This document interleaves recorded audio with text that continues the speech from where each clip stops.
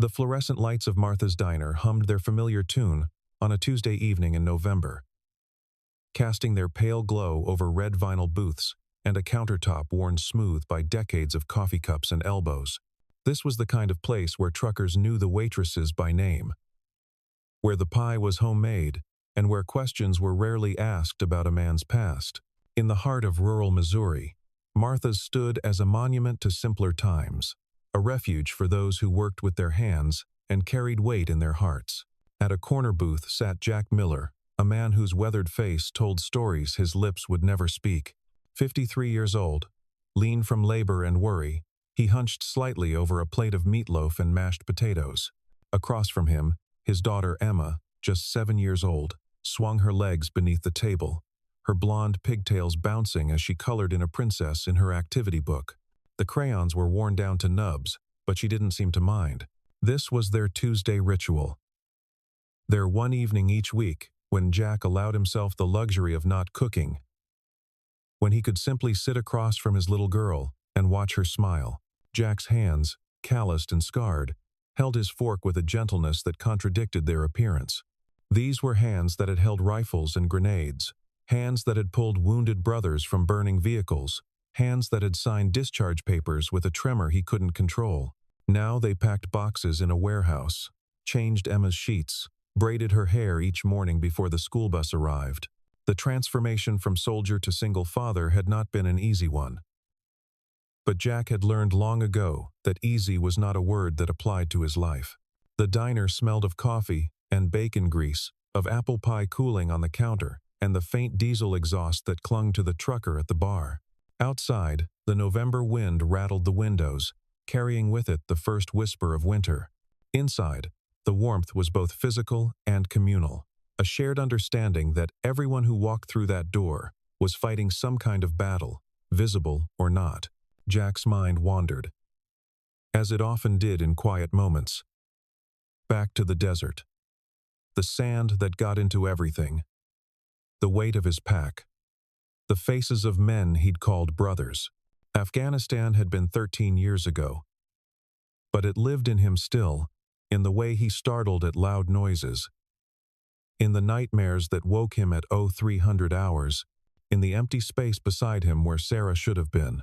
Cancer had taken her when Emma was just 2, and Jack had returned from his second deployment to find his wife's sister holding his infant daughter, to find his world reduced to ashes and duty.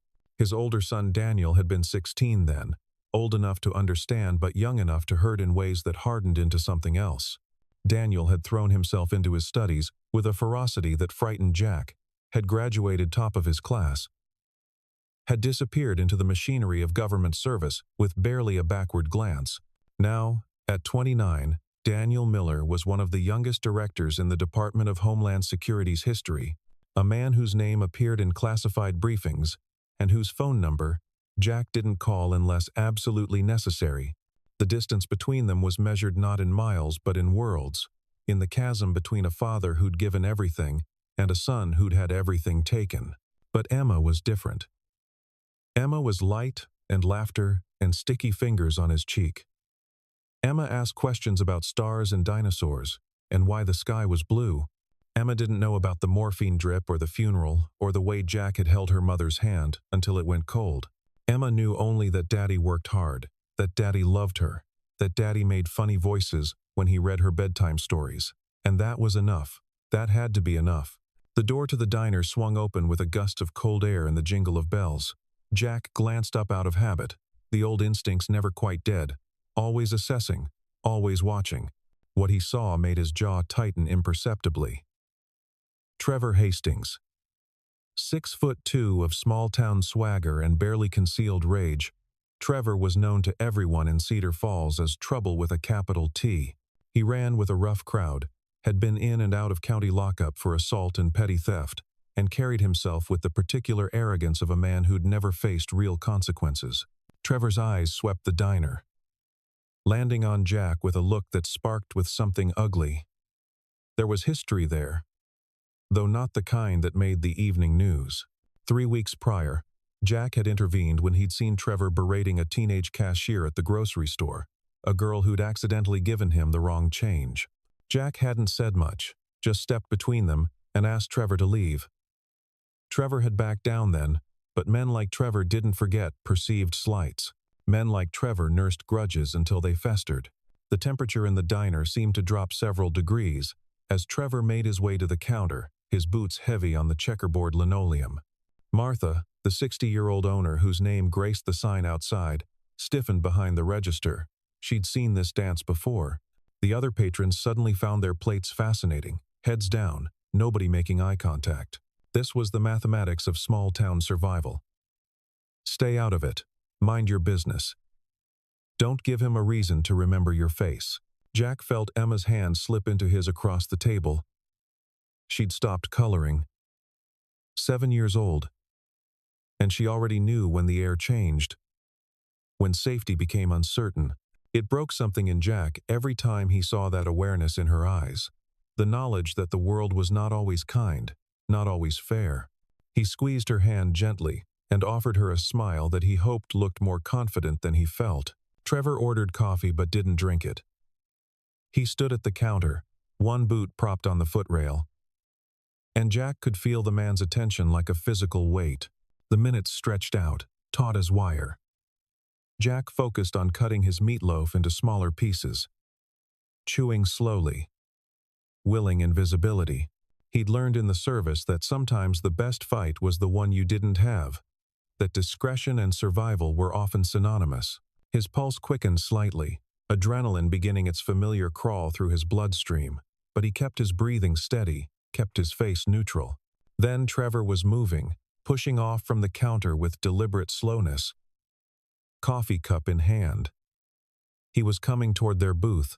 Jack set down his fork carefully, placed both hands flat on the table where they could be seen, where they couldn't be misconstrued as reaching for something. He felt Emma's fingers tighten around his. Every instinct screamed at him to stand, to meet the threat head-on, but he had Emma to think about. He always had Emma to think about. Trevor stopped at their booth, looming over the table with a smile that had nothing to do with warmth. "Well, well," he drawled, his voice carrying across the silent diner. "If it isn't the big hero, Jack Miller, right? Heard you used to be somebody. Hard to believe, looking at you now. Just an old man eating cheap meatloaf with his kid. That what heroes do these days. Hide in diners." Jack met Trevor's eyes but didn't respond. Speaking would only escalate this, would give Trevor the reaction he was fishing for. The old combat training kicked in. Assess the threat. Protect the civilian. Find the exit route. Emma was pressed against the wall of the booth, her coloring book forgotten, her green eyes wide with fear. That fear was a knife in Jack's chest, but he couldn't let it show. Couldn't let Trevor see anything that might be used as ammunition. "Not gonna say anything?" Trevor continued. Louder now, playing to the crowd. "That's right, I forgot. You're the strong, silent type. Too good to talk to regular people. Just sit there all high and mighty, thinking you're better than everyone else because you wore a uniform once. Newsflash, old man, nobody cares. Nobody cares what you did or who you used to be. You're nothing now. Just another loser trying to survive." The words washed over Jack like water. He'd heard worse. In the desert, under fire, with blood on his hands and brothers dying in his arms, he'd heard worse. This was just noise. Just the posturing of an angry man trying to fill the emptiness inside himself with someone else's pain. Jack understood that, even pitied it in a distant way. But Emma was shaking now, tears threatening at the corners of her eyes, and that changed the equation entirely. "Please," Jack said quietly, his voice even and firm. "Not here. Not in front of my daughter." It was the wrong thing to say, or maybe it was the right thing, the inevitable thing, the thing that would have happened, no matter what words passed Jack's lips. Trevor's face darkened, his jaw clenching with rage at what he perceived as weakness, as begging. And before Jack could react, before anyone in the diner could move or speak or breathe, Trevor's hand shot out and connected with Jack's face in a slap that cracked through the room like a gunshot. The force of it snapped Jack's head to the side. The sting spread across his cheek, his eye watering reflexively. But more than the physical pain was the shock of it, the violation, the sheer audacity of violence committed in front of a child, in front of witnesses, in a place that was supposed to be safe. Emma screamed, a high, thin sound of pure terror, and Jack's vision went red at the edges.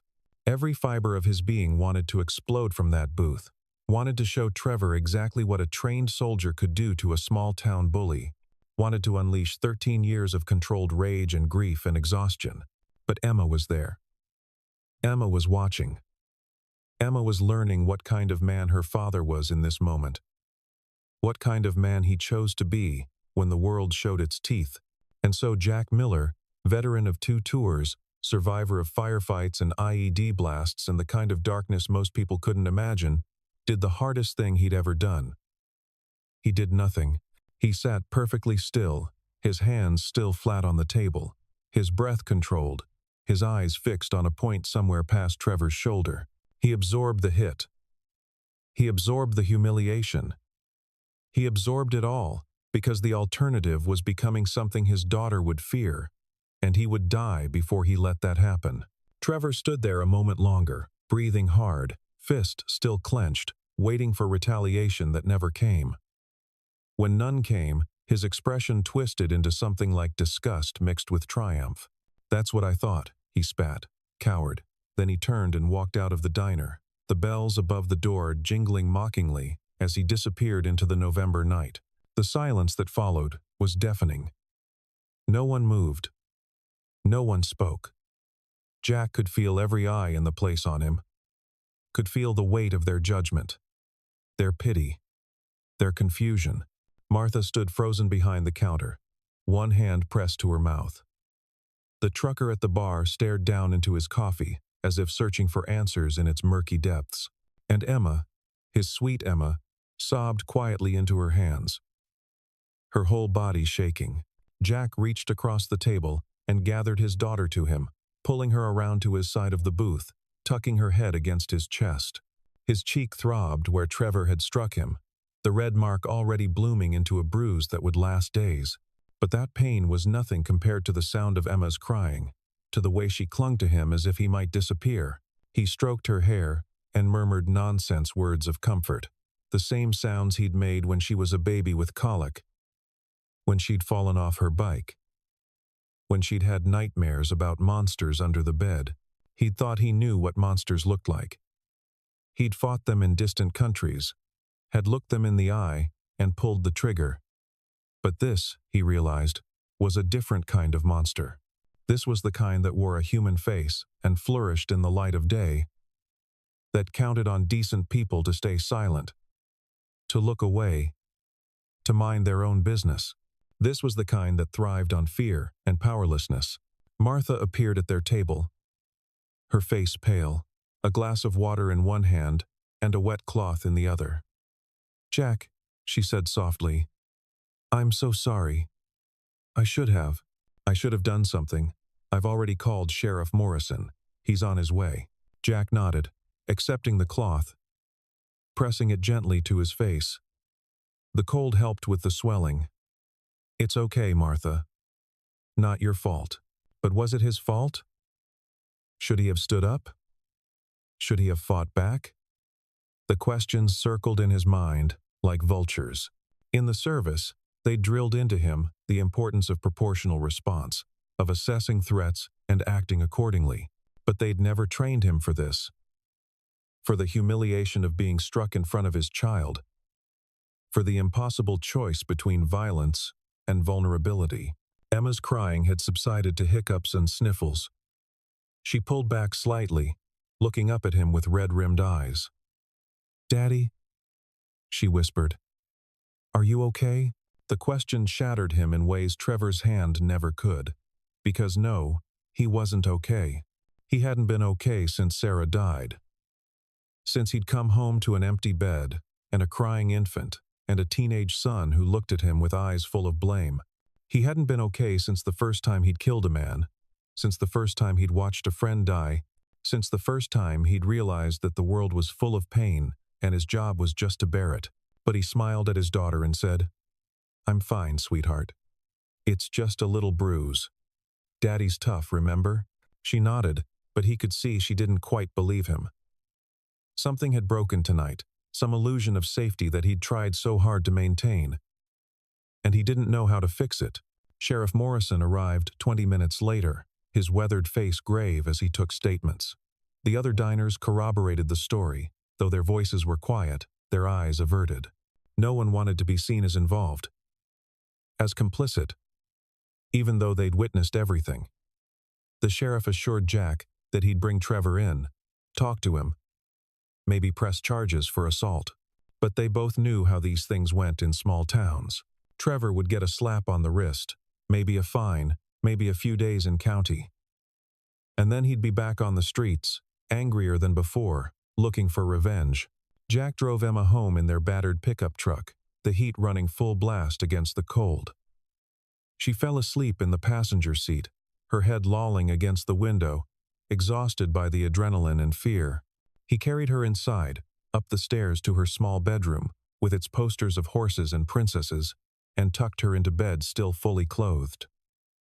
She didn't wake. He sat beside her for a long time, watching her chest rise and fall, marveling, as he always did, at the sheer improbability of her existence, of any of their existences. In his own room, with the door closed and the lights off, Jack finally allowed himself to feel the full weight of what had happened. His hands shook as he sat on the edge of the bed, the same bed he'd shared with Sarah, the same bed where she'd told him she was pregnant with Emma, where she'd told him the cancer was back, where she'd died on a Tuesday morning while he was halfway around the world. He put his head in his hands and tried to breathe through the shame and anger and helplessness that threatened to drown him. He didn't know that someone at the diner had recorded the whole thing on their phone. Didn't know that even now, as he sat in the darkness, the video was being uploaded, shared, sent across invisible networks to strangers who would judge and comment and form opinions based on 30 seconds of his worst moment. He didn't know that by morning, the video would have been seen by thousands, by tens of thousands, by people in cities and towns he'd never visited, by people who would never know his name, or his story, or the weight he carried. And he definitely didn't know that among those thousands would be someone in Washington, D.C., in a secure office building, sitting at a desk covered in classified briefings and threat assessments, someone who would see the video and recognize the man being struck. Someone who would recognize his father. Daniel Miller hadn't spoken to his father in 4 months. It wasn't malice, exactly, just the kind of drift that happened when your life was consumed by national security threats and 18-hour days, and the constant pressure of being the youngest person in every room full of people who could end civilizations with a signature. He told himself he'd call on Thanksgiving, that he'd make time over the holidays to drive down to Cedar Falls and see Emma, to make some kind of effort at maintaining the connection that had frayed so badly after his mother's death. But then his assistant knocked on his office door at 11:30 on a Wednesday morning, her face carefully neutral in the way it got when she had bad news, and said, "Sir, there's something you need to see." And she showed him her phone, showed him the video that was now approaching viral status, showed him his father's face as a hand connected with it, showed him Emma's scream, showed him his father doing nothing, just sitting there and taking it. Daniel watched the video 3 times, his expression growing colder with each viewing. Around him, the machinery of federal power hummed in its familiar rhythm, people moving through secure hallways with purpose and urgency. Everyone focused on the next crisis, the next threat. But Daniel's world had narrowed to the 30-second clip on a phone screen, to the image of his father being humiliated while his sister cried in terror. His first emotion was rage, pure and simple. The kind of rage that made his vision tunnel and his jaw ache from clenching. Someone had put hands on his father. Someone had frightened his little sister. Someone had violated his family in the most basic, primal way, and every instinct screamed at him to retaliate, to use every resource at his disposal to make whoever did this pay. His second emotion was more complicated, a terrible, gnawing guilt, because he hadn't been there, because he'd been so busy building his career, proving himself, running from the grief and memories of Cedar Falls that he'd abandoned his father to face everything alone. When was the last time he'd asked how Dad was doing? When was the last time he'd offered to help with Emma? When was the last time he'd said anything that mattered beyond the stilted small talk of their infrequent phone calls? His third emotion, the one that settled in his chest like ice, was shame. Because he knew why his father hadn't fought back. Knew it with a certainty that made him sick. His father had absorbed that hit because Emma was there. Because Jack Miller would rather be seen as weak than traumatize his daughter with violence. It was exactly the kind of impossible choice his father always made. The kind of quiet heroism that no one ever recognized or celebrated. And Daniel, who'd spent years being angry at his father for reasons he could barely articulate anymore, suddenly saw with painful clarity what kind of man Jack Miller truly was. He told his assistant to clear his afternoon schedule. He made 3 phone calls, each one brief and clipped. Then he walked down to the motor pool and requisitioned a vehicle. The drive from Washington to Cedar Falls, Missouri was 12 hours, but Daniel made it in 10, pushing the speedometer and running on coffee and adrenaline and something that felt like redemption, or maybe just overdue reckoning. He'd already pulled every piece of information available on Trevor Hastings. It wasn't hard when you had access to federal databases. What he found made his blood boil. Trevor had a record going back to juvie. Assault, theft, suspected involvement in a drug distribution ring that the local DEA office had been watching. He'd slipped through the cracks repeatedly, benefiting from overwhelmed prosecutors and lenient judges, and a system that didn't always work the way it should. But more interesting were Trevor's recent associations. Phone records showed regular contact with known members of a regional crime syndicate. The kind of organization that trafficked in everything from prescription opioids to illegal firearms. Trevor Hastings wasn't just a small-town bully. He was a small-town bully with connections to serious criminal enterprises, the kind that fell squarely within federal jurisdiction if you knew where to look. And Daniel Miller, director of a Homeland Security division, knew exactly where to look. He arrived in Cedar Falls just after midnight, drove past the dark windows of Martha's Diner, past the courthouse and the gas station, and the elementary school where Emma went to class each day. He parked in front of his father's house, a small 2-bedroom with peeling paint and a lawn that needed mowing. The porch light was on, casting a yellow glow over the weathered steps. Daniel sat in the car for a long moment, gathering his courage, wondering what he would say, wondering if his father would even want to see him. The door opened before he could knock. Jack stood there in a faded Marines t-shirt and sweatpants, his face haggard with exhaustion, the bruise on his cheek a vivid purple in the porch light. For a moment, neither of them spoke. They just looked at each other across the distance that had grown between them, across all the things that had been said and not said, done and left undone.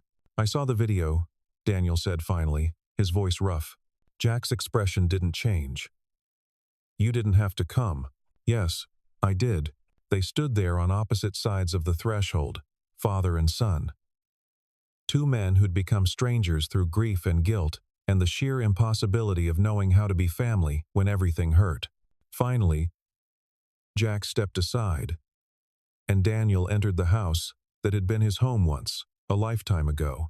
They sat at the kitchen table, the same table where Daniel had done homework as a kid, where his mother had served Sunday dinners, where everything had once made sense. Jack made coffee, his hands steady now, that tremor that sometimes plagued him absent in the presence of his son. Daniel waited, letting his father set the pace, knowing that pushing would only make Jack retreat further into himself. "Emma's asleep," Jack said, setting a mug in front of Daniel. "She's been having nightmares since Tuesday. Wakes up crying. Won't tell me what they're about. But I know." Daniel wrapped his hands around the mug, needing its warmth. "I'm sorry, Dad. I'm sorry I wasn't here. I'm sorry you had to deal with that alone. I'm sorry for a lot of things." Jack shook his head. "Not your fault. You've got your own life, your own responsibilities. Can't expect you to drop everything because your old man got slapped around by a punk in a diner. He didn't just slap you around. He assaulted you in front of your daughter, in front of witnesses. And from what I've learned, Trevor Hastings has been terrorizing this town for years, while everyone looks the other way. Something flickered in Jack's eyes. What did you learn? And so Daniel told him. Told him about Trevor's connections to organized crime, about the federal investigation that had been building for months into the drug trafficking network that operated throughout rural Missouri, about how Trevor Hastings was about to become a very useful person to have in custody. Told him that sometimes justice worked slowly, but it did work, and that this time it would work in Jack's favor. Jack listened without interrupting, his coffee growing cold in his hands. When Daniel finished, the older man was quiet for a long time. I didn't fight back, he said finally, because I was scared of what I'd become if I did. Scared that Emma would see something in me that she couldn't unsee. I've done things, Daniel, in the war, things that were necessary but that don't wash off, you know? And I swore when Sarah died that I'd be better for Emma, that she'd grow up with a father who was gentle and patient and safe, even if that meant being seen as weak. Daniel felt something break open in his chest, felt years of resentment and anger crumble into dust. Dad, you're the strongest person I know. You always have been. I was just too angry to see it. Angry at you for leaving for the war. Angry at Mom for getting sick. Angry at the world for taking her. And I took it out on you. And I'm sorry. I'm so sorry. They talked until dawn, father and son, saying things that should have been said years ago, building bridges across the chasms that had separated them. And, when the sun finally rose over Cedar Falls, painting the sky in shades of gold and rose, something had shifted between them, some weight had lifted. The wheels of justice, as Daniel had promised, began to turn. The federal task force that had been monitoring Trevor Hastings' associates moved up their timeline, executed search warrants, made arrests. Trevor himself was taken into custody on a bright Thursday morning, charged not just with assault but with conspiracy to distribute controlled substances, weapons trafficking, and a host of other federal crimes that would put him away for a very long time. The video that had gone viral was now evidence in a federal case. The diner where it happened became, briefly, famous. Reporters descended on Cedar Falls, wanting to interview the veteran who'd shown such restraint, who'd become an unlikely symbol of dignity in the face of aggression. Jack refused all interviews, kept his head down, went back to work at the warehouse. But the people of Cedar Falls, who'd witnessed everything or heard about it, began to see him differently. The nods he received on the street were more respectful now. The whispers behind his back had changed their tone. Martha's Diner created a new item on the menu. Jack's Special. A plate of meatloaf and mashed potatoes, with a portion of the proceeds going to veteran support services. Jack was embarrassed by the attention, but Martha insisted, and he didn't have the heart to argue with a woman who'd been kind to him when kindness mattered. Emma slowly recovered from her nightmares. Having Daniel around helped. Having her big brother back in her life, even if only temporarily. He took her for ice cream, helped her with her homework, taught her chess, and he watched his father with new eyes, saw the patience and gentleness and bone-deep strength that had always been there, waiting for someone to notice. On a Sunday afternoon in December, the three of them returned to Martha's Diner. It was packed, as it always was on Sundays, with families and couples and solitary souls seeking comfort in familiar food and company. When Jack walked in with Emma and Daniel, conversation paused briefly, then resumed with a warmth it hadn't held before. Martha brought them pie on the house, her eyes bright with unshed tears. They sat in the same booth where it had happened. And this time there was no tension, no fear. Just a father and his children, sharing a meal, being a family. Emma chattered about school and Christmas and what she wanted to be when she grew up. Daniel talked about his work in the careful, vague way required by his security clearance. And Jack just listened, a smile playing at the corners of his mouth. His bruise now faded to a yellowish green that would soon disappear entirely. When they finished eating, Daniel reached across the table and took his father's hand, something he hadn't done since he was a small boy. "I'm proud of you, Dad," he said quietly. "I should have said that a long time ago. I'm proud to be your son." Jack's eyes filled, but he blinked the tears back, squeezed Daniel's hand in return. "That means more than you know." Emma, not wanting to be left out, grabbed both their hands. "Family hug," she declared, and they laughed and obliged, the three of them leaning across the table in an awkward but heartfelt embrace, while the other diners pretended not to watch. Outside, the December wind howled, and snow began to fall, covering Cedar Falls in a blanket of white that made everything look clean and new and full of possibility. Inside Martha's diner, the coffee was hot, the pie was fresh, and a family that had been broken was beginning to heal. It wasn't a perfect ending because life rarely offered those. Jack would still have nightmares. Daniel would still struggle with the demands of his position. Emma would still carry the memory of that terrible Tuesday evening. But they would carry these burdens together now, as families should. And that, in the end, was worth more than any revenge, any vindication, any public recognition. Because the measure of a man wasn't in his ability to strike back when struck, to dominate when challenged, to prove his strength through violence. The measure of a man was in his ability to protect what mattered, to choose love over anger, to be gentle when the world demanded hardness. Jack Miller had spent 13 years being a soldier, learning to fight, to survive, to harden himself against the horrors of war. But his greatest battle had been learning to be soft again, to be vulnerable, to let himself be loved by his children, even when he felt unworthy of that love. And in that battle, quiet and unglamorous as it was, he had proven himself a hero in the truest sense of the word. The story of what happened at Martha's diner that November evening would be told and retold in Cedar Falls for years to come. Some would focus on the injustice of the assault, others on the drama of the federal investigation, still others on the viral video and its aftermath. But those who really understood, who really knew Jack Miller and what he'd been through, they told a different story. They told the story of a man who loved his daughter more than his pride, who chose her innocence over his ego, who demonstrated that real strength wasn't about dominance or retaliation, but about restraint and grace under pressure. They told the story of a son who came home, of a family that found its way back to each other, of a community that learned to recognize quiet heroism when it sat among them in worn jeans and a flannel shirt.